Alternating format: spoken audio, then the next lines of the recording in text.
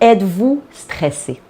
Dans la chronique de la semaine dernière, je vous ai parlé du stress et je vous avais donné une stratégie infaillible pour apprendre à gérer votre stress, mais vous avez été des centaines à m'écrire pour me dire « Stéphanie, on en veut plus. Oui, on est stressé. Qu'est-ce qu'on peut faire? » Alors, dans le cadre de la chronique d'aujourd'hui, je vous partage une recette pour vraiment drastiquement voir votre courbe de stress diminuer. Alors, je me présente, je suis Stéphanie Milaud, conférencière et auteure, et vous le savez, mon objectif, c'est vraiment de vous donner des outils pour drastiquement améliorer votre vie à tous les niveaux. Et aujourd'hui, oui, une recette pour gérer son stress. Vous savez, première étape, premier constat que je fais, c'est qu'à partir du moment où on réalise que oui, on est trop stressé, il faut prendre la ferme décision de vouloir remédier à la situation. Et vous savez, on est des êtres d'habitude.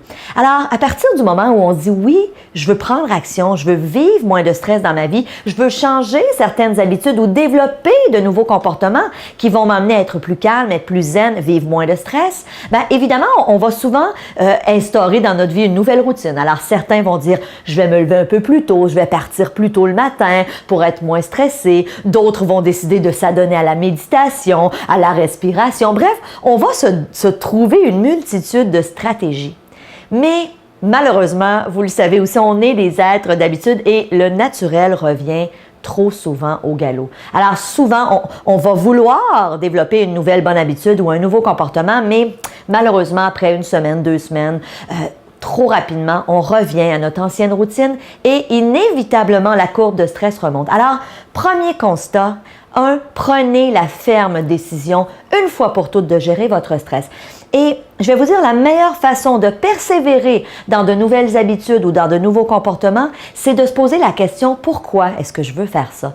Pourquoi est-ce que je veux apprendre à gérer mon stress? Vous savez, à partir du moment où tu détermines le pourquoi, pour moi, c'est ce qui est le plus important. Ça va vraiment devenir ce que j'appelle ta motivation intrinsèque. Le pourquoi, c'est toutes les bonnes raisons que j'ai à entamer, à commencer à avoir ces nouveaux comportements ou ces nouvelles habitudes. Est-ce que ça va avoir un impact sur ma santé, sur mon entourage? Pourquoi je le fais? Pourquoi est-ce que je veux voir des changements dans ma vie? Et je vous propose un exercice. Dans ma recette, une des étapes importantes à ne pas négliger, et faites-le s'il vous plaît, c'est de prendre une feuille et de vous poser la question, pourquoi je veux le faire? Et comme je vous le dis, ça va devenir votre force motrice, mais aussi, si je ne le fais pas, qu'est-ce qui va arriver? Donc, quel est le prix que je vais avoir à payer à plus ou moins long terme si vraiment je ne change pas? Et je vous dis, cet exercice-là va vraiment vous permettre de persévérer dans les moments plus difficiles. Dans les moments où vous aurez envie de revenir à vos anciennes habitudes, quand vous connaissez votre pourquoi et vous savez l'ampleur du prix que vous avez à payer à plus ou moins long terme si vous ne changez pas. Prenons des exemples. Si tu ne changes pas, est-ce que tu vas tomber malade? Est-ce que tes relations autour de toi vont en payer le prix? Parce que vous le savez, lorsqu'on est stressé, on est beaucoup plus irritable, on est souvent impatient, on ne donne pas le meilleur de nous-mêmes avec les gens qu'on aime. Même chose au travail. Lorsqu'on est très stressé, notre productivité en est affectée. Donc, quel est le prix que j'aurai à payer? Et prenez 5 minutes pour écrire ces conséquences-là sur une feuille.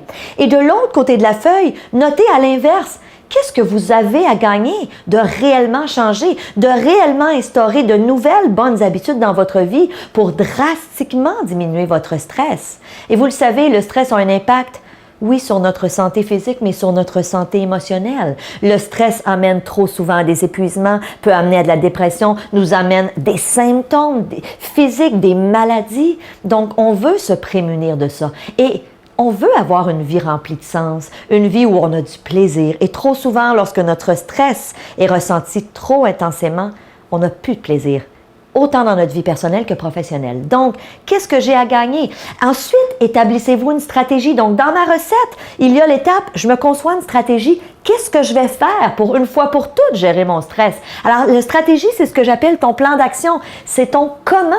Et pour vous aider à bâtir votre plan d'action, je vous propose 3 questions. Première question à se poser. Qui peut m'aider? Est-ce qu'il y a des gens autour de vous qui peuvent vous aider? Deuxième question à se poser, qui a réussi ce que je veux atteindre?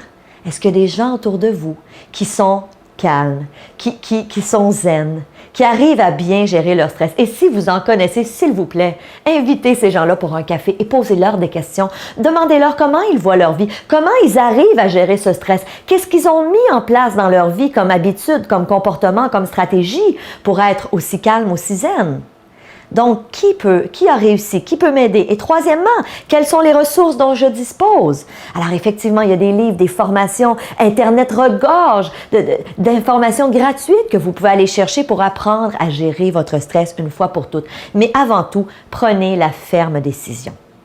Alors, j'espère, dans le cadre de la chronique d'aujourd'hui, que j'ai réussi à vous donner une recette et que vous allez surtout l'appliquer.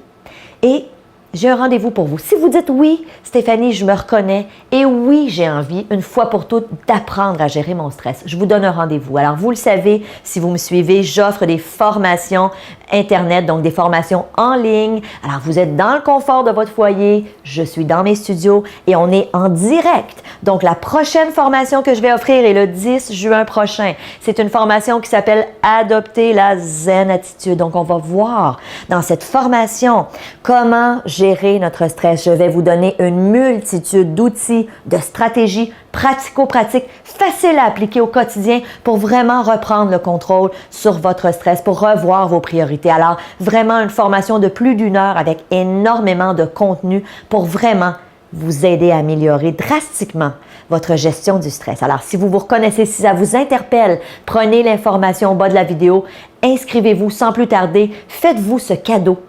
Alors, c'est un rendez-vous le 10 juin prochain et ne soyez pas inquiets si vous n'êtes pas disponible le 10 juin. Sachez que 48 heures après l'enregistrement en direct, on vous envoie le lien. Alors, vous pourrez le réécouter, l'enregistrement, quand bon vous semblera et le nombre de fois aussi que vous le voulez, parce que souvent, lorsqu'on écoute une formation, on va être en mesure de pouvoir la réécouter, alors ce sera le cas. Donc, c'est un rendez-vous le 10 juin. En attendant, je vous dis soyez zen. Habituellement, c'est dans ma chronique du samedi que je vous dis profitons de la vie. Mais je vous le dis aujourd'hui, ça a beau être mercredi, mais on peut ralentir à l'intérieur. Alors, je vous souhaite un bon mercredi, je vous embrasse et je vous dis à samedi. Salut!